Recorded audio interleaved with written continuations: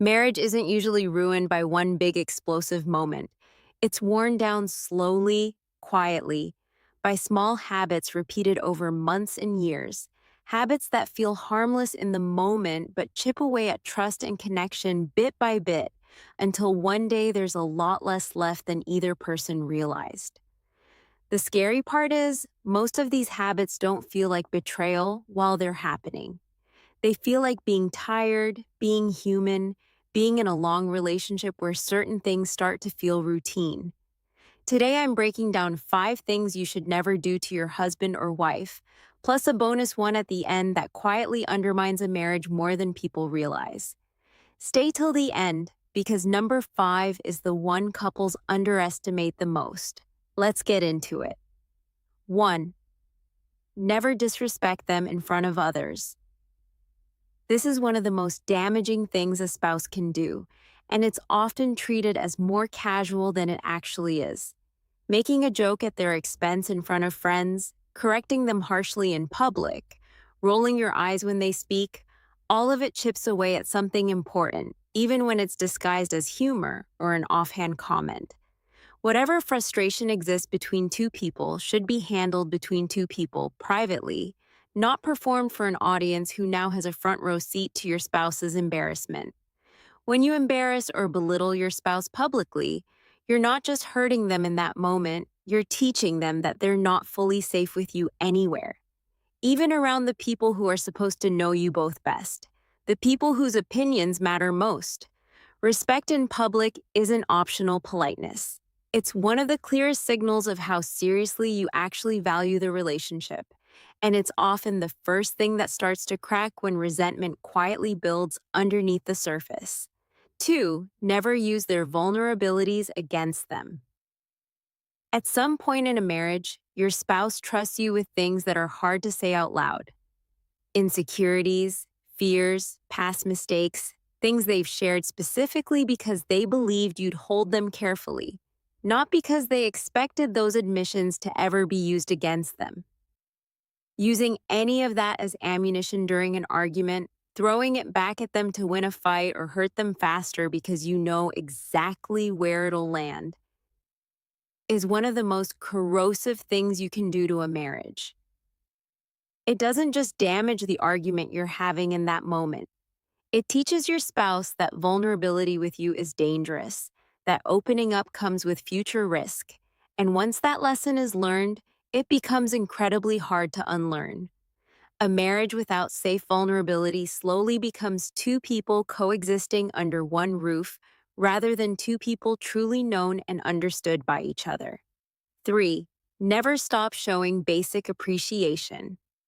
It's easy, especially years into a marriage, to stop acknowledging the everyday things your spouse does, assuming they already know they're appreciated because, well, you're still together, still functioning, still going through the motions of daily life side by side. But appreciation that goes unspoken eventually starts to feel like appreciation that doesn't exist at all, regardless of how much it might genuinely still be felt internally. A simple thank you for something as ordinary as handling dinner, managing the kids, or just being present after a hard day costs almost nothing to say, yet its absence over time creates real distance that's hard to trace back to any single moment. When basic effort stops being acknowledged, it eventually stops being offered as freely either, because most people, even in committed marriages, need to feel seen in order to keep showing up fully. Appreciation isn't a luxury reserved for anniversaries and special occasions. It's maintenance a marriage needs constantly to stay healthy, the same way anything worth keeping requires ongoing care. Never compare them to someone else. Comparing your spouse to an ex, to a friend's partner, to some idealized version of what a husband or wife should be is quietly devastating in a way that's easy to underestimate, especially when it's framed as harmless observation rather than genuine criticism. It communicates that they're being measured against a standard they never agreed to and can never fully win against, because comparison always leaves room for someone, somewhere, to seem better in some way. on some particular day. Even comparisons meant as lighthearted jokes, said in passing without much thought, tend to land as genuine criticism once they're actually heard and absorbed. A spouse who feels constantly compared eventually stops feeling chosen and feeling chosen specifically and completely as they are. Flaws included is one of the most basic needs inside a marriage, one that quietly erodes the moment comparison enters the picture. 5. Never give the silent treatment as punishment. This is the one couples underestimate the most because it doesn't feel like an attack from the inside. It feels like simply needing space, simply protecting yourself from saying something you'll regret in the heat of the moment. But there's a real difference between healthy space to cool down, communicated honestly, and using silence deliberately as a weapon to punish, control, or make the other person suffer until they apologize or comply with whatever outcome you're silently demanding. Weaponized silence teaches your spouse that conflict resolution in your marriage means waiting out an emotional punishment rather than actually working through the issue together as partners. Over time, this creates a pattern where problems don't get solved.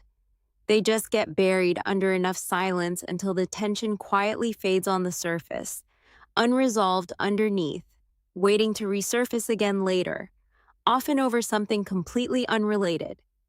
Healthy marriages address conflict directly, even when it's uncomfortable, rather than using disconnection as a consequence for the other person to sit with alone. Bonus never keeps score of who did more. Here's a bonus one worth mentioning because it quietly poisons a marriage from the inside without ever looking like an obvious problem on the surface.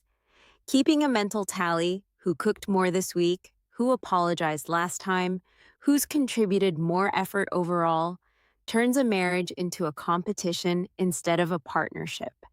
Marriage was never meant to be a perfectly even 50-50 split measured daily.